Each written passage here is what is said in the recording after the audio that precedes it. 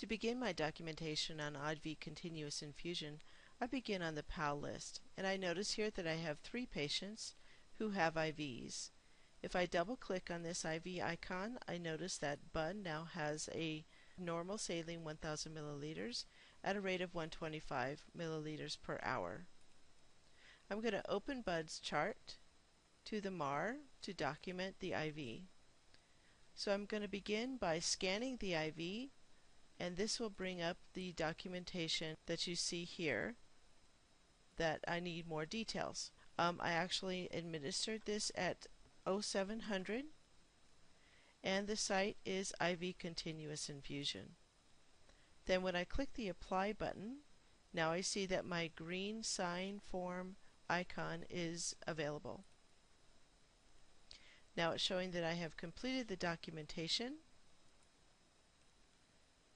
and when I refresh my screen,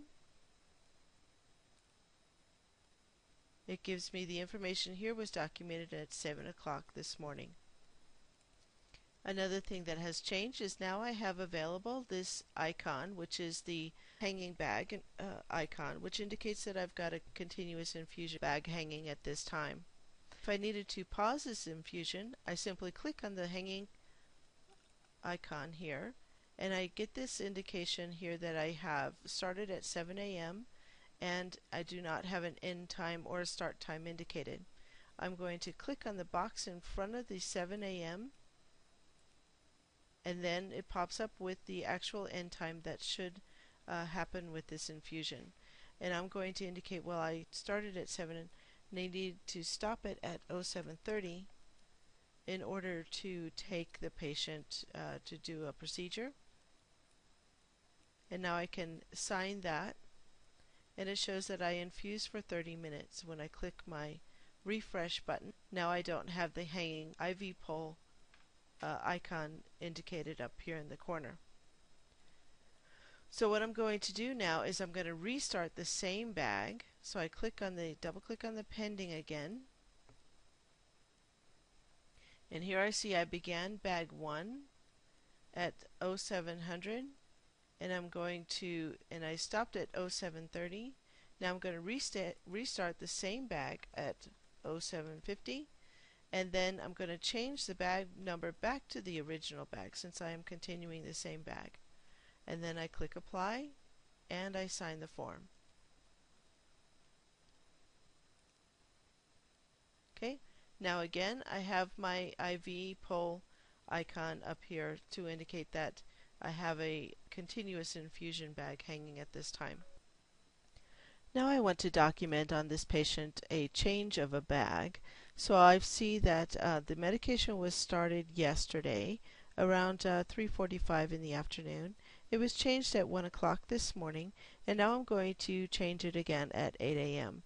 So I'm going to scan my bag, and this will bring up this menu. And here the documentation indicates that I'm starting bag number 3, which is correct. I'm going to apply those changes and sign my form. Now when I look at my infusion billing, I see that the infusion was started here. The last 3 are incomplete because I have not yet terminated infusion. So when I go back to my MAR, and I'm going to discontinue the infusion, so let's say that the patient is being discharged. So at this time I'm going to click on the active hanging icon, and I'm going to indicate my end time on the final infusion bag. Here I'm going to indicate that I terminated the last infusion at 8:15, and now when I sign the documentation and I go back to the infusion billing, my start times and end times are input and has been submitted with my name indicating that I am the one who has completed the documentation. In this infusion billing report, you can see that the patient was given sodium chloride starting at 8 a.m. on the 22nd. The first bag was changed at 1600, and at 1600 the second bag was hung and changed again at midnight. At midnight the third bag was hung and was changed at 8 a.m. The first two transactions were recorded by the nurse 1 test, who is the one who performed the transactions. And at midnight, nurse 1 hung the bag, but it wasn't changed again until 2 a.m., at which time nurse 2 came in and hung bag number 4, which was discontinued at 11:25, for a total duration for this order of 27 hours and 25 minutes.